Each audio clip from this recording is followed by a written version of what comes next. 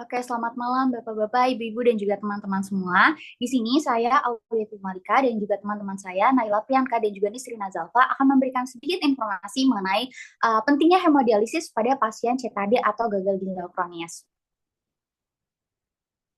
Next.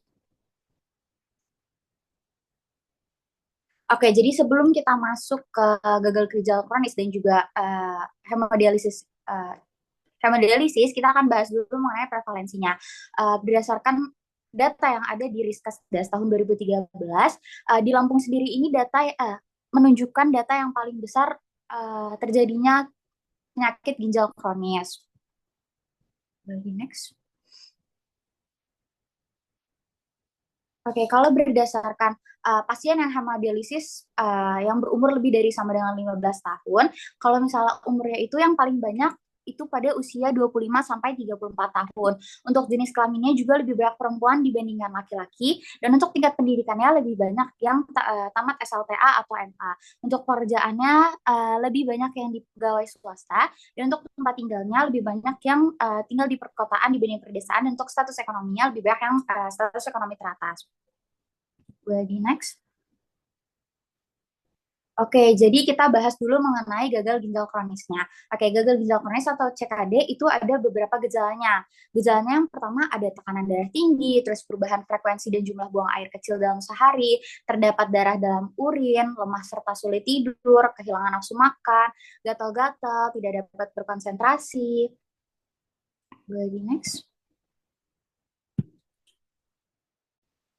Kemudian ada sakit kepala, sesak, mual dan muntah, terus bengkak, terutama pada kaki dan pergelangan kaki, serta pada kelopak mata waktu pagi hari.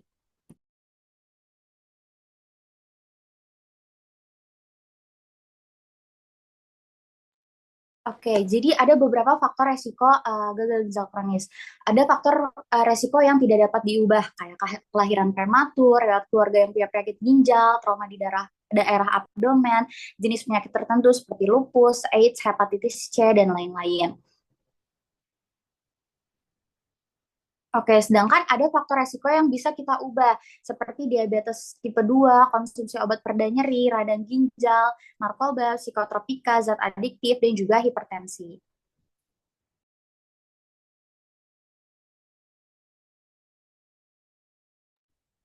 Baik, selanjutnya saya izin melanjutkan untuk presentasinya. Di sini kita bakalan bahas tentang deteksi dini. Kan sebelumnya udah dikasih tahu tuh apa aja faktor risiko yang bisa aja terjadi CKD. Nah, jadi target sasaran dari deteksi dini CKD itu adalah pasien-pasien dengan faktor risiko tinggi. Kayak apa? Kayak hipertensi, terus diabetes, penyakit jantung, dan juga pembuluh darah. Terus ada juga riwayat penyakit ginjal kronis di keluarga. Kemudian ada riwayat gagal ginjal akut. Terus ada juga kondisi yang bisa merusak ginjal, kayak misalnya penyakit autoimun, yaitu sistemic lupus erythematosus atau SLE, HIV, obesitas, dan juga genetik. Terus pekerjaan yang beresiko tinggi itu juga bisa nyebabin gagal ginjal, khususnya untuk para pekerja dengan yang sering terkontaminasi dengan zat-zat kimia. Terus konsumsi obat jangka panjang itu juga bisa bersifat nefrotoksik. Contohnya adalah obat-obatan NSAID yaitu ibuprofen, aspirin yang biasanya digunakan untuk obat anti nyeri atau obat antiinflamasi. Terus oke, baik, Selanjutnya, setelah kita tahu tuh faktor-faktor resiko apa aja yang bisa aja kalian punya gitu. Nah, jadi perlu dilakuin deteksi dini CKD. Jadi prosesnya itu ada beberapa. Yang pertama adalah tanda-tanda vital, kayak misalnya tekanan darah, denyut nadi, suhu, dan juga respiratory rate atau penafasan. Terus berat badan sama tinggi badan juga perlu dicek, lalu dicek juga fungsi ginjalnya. Uh, Terus yang terakhir adalah yang paling penting yaitu urinalisis atau pengecekan urin.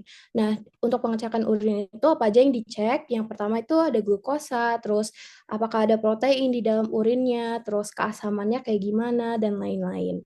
Terus dari proses screening itu bisa dilihat staging dari CKD-nya atau stadium dari CKD. Nah, stadium dari CKD itu dia bisa dilihat dari laju filtrasi glomerulus, sama albuminuria. Albuminuria itu ada protein di dalam urinnya. Yang seharusnya di dalam urin itu dia nggak ada protein, karena protein harusnya diserap sama tubuh lagi. Jadinya albuminuria itu bisa jadi indikasi apakah ada kerusakan di ginjalnya atau tidak. Nah, jadi dari hasilnya dokternya itu bakalan bisa ngediagnosis seorang pasien itu beneran kena CKD atau enggak. Nah, di sini ada 5 stadiumnya, yaitu stadium 1, 2, 3A, 3B, 3 eh, grade 4 sama grade 5. Dan yang paling parah itu adalah grade 5, di mana nanti kita bakalan bahas kalau grade 5 itu harus dilakukan cuci darah atau hemodialisa. Oke. Lanjut, kita bakalan bahas tentang hemodialisis. Sebenarnya hemodialisis tuh ribet nggak sih dan gimana step-stepnya? Tapi pertama kita bakalan bahas dulu hemodialisis itu apa. Nah, jadi hemodialisis itu adalah sebuah usaha atau tindakan untuk ngebersihin darah dari bahan-bahan beracun atau juga sisa metabolisme tubuh yang nggak bisa dikeluarin oleh ginjal dari dalam tubuh. Karena basically CKD itu kan ginjalnya sudah rusak, jadi filtrasi atau penyerapan ulang kembali zat-zat yang seharusnya diserap ataupun zat-zat yang harusnya dibersihin dari ginjal itu nggak sempurna. Jadinya harus diperlukan alat bantuan yaitu dialisis supaya kita bisa bersihin tubuh dari sisa metabolisme yang udah gak dibutuhin. Oke, jadi berdasarkan Penevri, hemodialisis itu ada indikasinya, yaitu yang pertama adalah pasien CKD dengan laju filtrasi glomerulus kurang dari 10 mili per menit dengan gejala uremia atau malnutrisi. Uremia itu adalah ada kadar urea di dalam urinnya, sementara normalnya urea itu nggak ada di dalam urin gitu. Terus yang kedua itu pasien dengan laju filtrasi glomerulus kurang dari 5 mili per menit walaupun tanpa gejala. Karena tadi udah dibahas stadium CKD yang kelima itu laju filtrasi glomerulusnya udah kurang dari 15 menit. Jadi dia harus dilakukan hemodialisis segera. Terus yang ketiga adalah indikasi khusus, kayak misalnya ada komplikasi akut. Contohnya hiperkalemia, edema paru, asidosis metabolik yang berulang, sama di pasien-pasien nefropati diabetik itu harus dilakukan hemodialisis yang lebih awal. Nah, ada juga indikasi hemodialisis yang CITO. Nah, CITO itu apa? Jadi, CITO itu basically hemodialisis yang harus dilakukan secara segera gitu. Yang pertama ada asidosis metabolik, intoksikasi, uremia, electrolyte imbalance, sama overload cairan. Yang singkatannya itu AIU ECO. Jadi, ini adalah gambar mesin hemodialisis. Oke. Terus hemodialisis itu manfaatnya apa aja? Kenapa hemodialisis itu penting banget dilakukan untuk pasien-pasien CKD dengan indikasi yang udah jelasin tadi.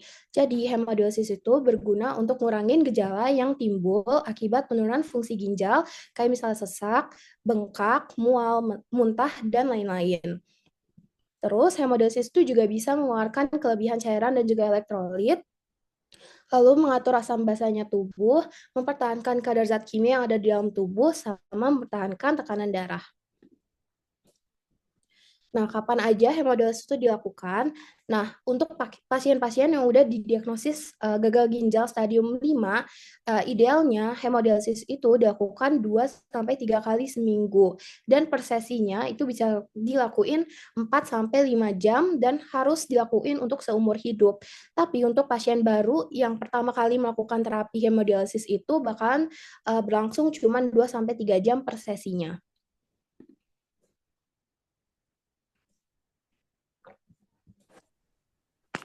Nah, untuk hemodialisa ini, jadi kan setiap terapi kita pasti tahu ada efek sampingnya kan. Nah, untuk hemodialisa sendiri juga dia ada efek sampingnya. Kayak yang pertama itu ada mual, terus kram perut, gatal-gatal di kulit, terus muntah juga bisa, ada nyeri kepala, kulit kering, sesak, terus bisa terjadi perubahan tekanan darah dan juga nyeri dada. Nah, namun terlepas dari adanya efek samping ini, kalau misalkan kita nggak ngelakuin hemodialisa, padahal udah harus banget nih ngelakuin hemodialisa, maka yang dampak yang bisa ditimbulkan itu malah lebih parah lagi daripada efek sampingnya. Kayak nanti ada sesak juga, terus bisa batuk berdarah, kejang, nafsu makan bisa nurun, mual muntah, terus bengkak di anggota tubuh, terus ada bisa serangan jantung juga, kemudian bisa terjadi penurunan kesadaran, koma, bahkan kematian. Boleh di next. Nah, untuk proses hemodialisa sendiri, yang pertama itu ada penusukan akses keluar dan akses masuk darahnya. Kemudian akses untuk mengeluarkan darah dari tubuh pasien akan dihubungkan ke pipa plastik yang udah terpasang di mesin hemodialisa. Nah, kemudian nanti darahnya dari tubuh pasien akan dipompa keluar, kemudian masuk ke mesin pencuci darah. Nah, salah satu bagian dari mesin hemodialisa ini ada yang berfungsi sebagai ginjal buatan, namanya itu dialyzer. Nah, setelah darah masuk ke mesin, nanti akan dicuci bersih sama mesinnya oleh dialyzer ini. Kemudian nanti darahnya yang udah dicuci, dikembalikan lagi ke tubuh pasien melalui akses masuk yang tadi sudah terpasang di tubuh pasien. Boleh di next. Nah, untuk hemodialisa di fasilitas kesehatan ini, step-stepnya yang perlu diketahui itu, yang pertama pasien datang ke meja pendaftaran atau admisi hemodialisa. Kemudian nanti petugas membantu pasien menuju meja admisi. Nah, selanjutnya ada dua untuk pasien baru, biasanya perlu dilakukan pemeriksaan laboratorium kayak darah rutin, fungsi ginjal, hepatitis B dan C, kemudian pemeriksaan HIV juga. Nah, kalau misalkan sudah pernah mendaftar dan pernah melakukan hemodialisa, maka pasien perlu melakukan konfirmasi data dengan sidik jari. Boleh di next. Nah, setelah itu baru petugas memproses pendaftaran dan yang terakhir pasien menuju ruang pelayanan hemodialisa. Nah, persyaratan apa aja sih yang perlu dibawa untuk mendaftar hemodialisa di rumah sakit? Itu yang pertama ada kartu identitas seperti KTP atau kartu keluarga, kemudian bisa surat rujukannya juga, kartu BPJS, sama yang terakhir itu hasil laboratorium terakhir.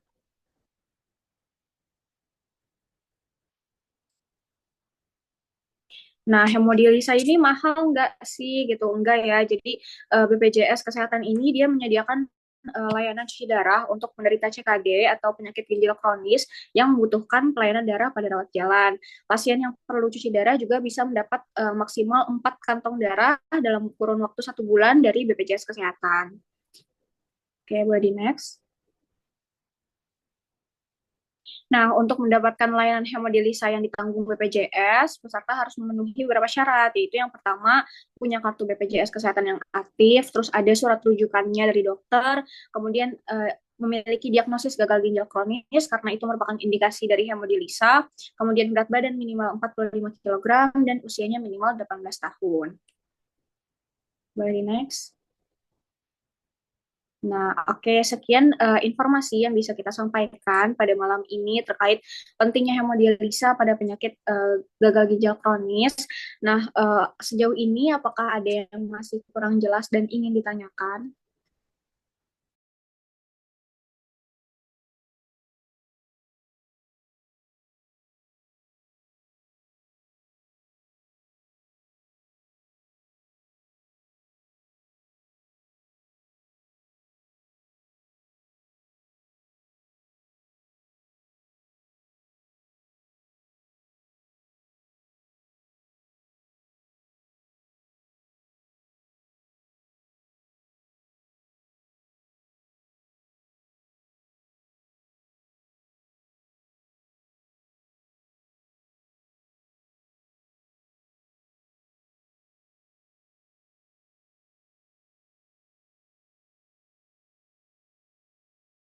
Mungkin boleh untuk Naya, kalau mau nanya boleh di open mic aja. Oke, terima kasih untuk kesempatannya. Aku sebelum nanya mau ucapin makasih dulu kepada Alia, kepada Naila, sama kepada Nisrina atas penjelasannya terkait hemodialisa. Itu menarik banget sih. Nah, di sini aku mau nanya ya, ini kan aku berandai-andai aja gitu. Apabila keluarga aku tuh eh, pasien CKD nih, terus dia menerima tindakan hemodialisa. Kira-kira yang bisa aku lakukan sebagai anggota keluarga gitu ya, untuk mendukung keluarga aku tuh, keluarga aku yang kena CKD ini seperti apa ya? Terima kasih.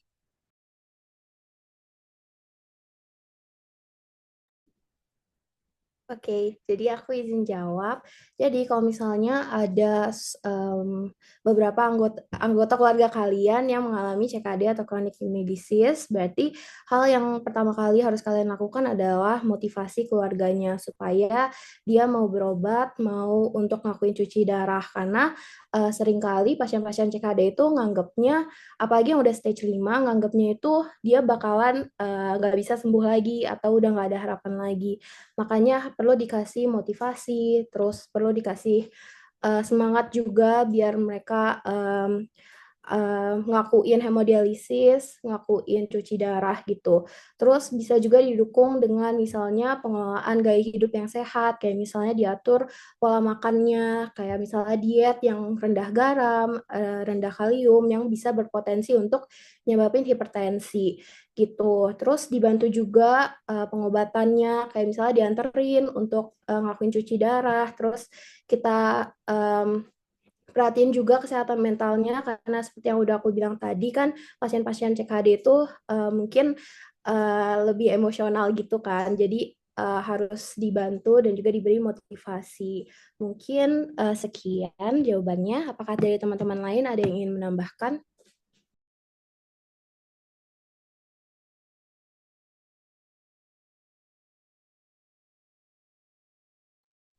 Ya, Gabriel, silahkan.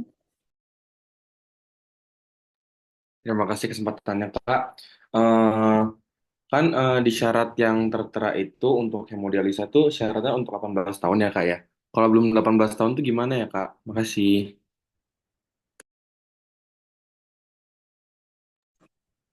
Oke. Untuk yang di kurang dari 18 tahun ya berarti. Lala boleh di ke slide yang indikasi hemodialisa.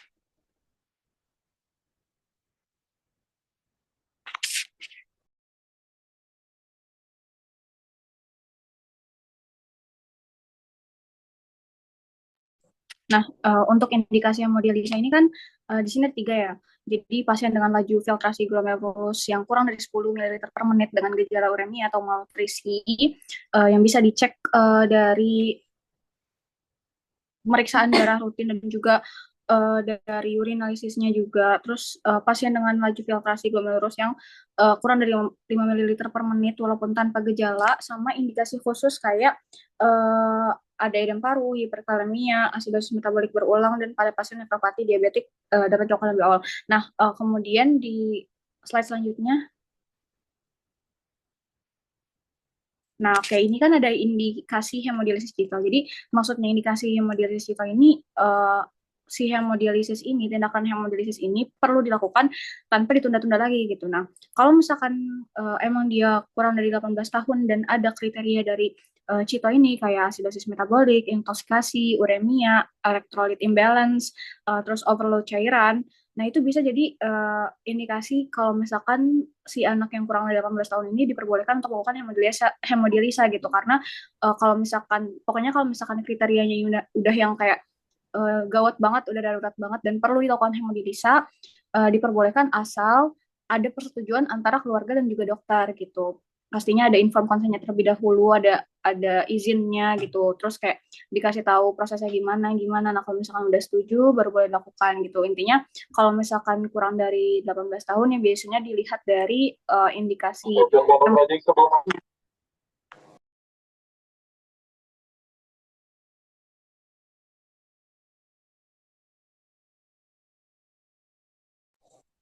Apakah sudah terjawab?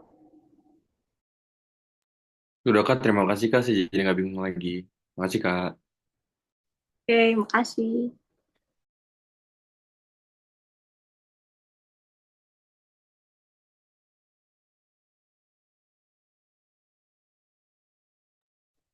Apakah ada yang ingin ditanyakan lagi atau sudah cukup?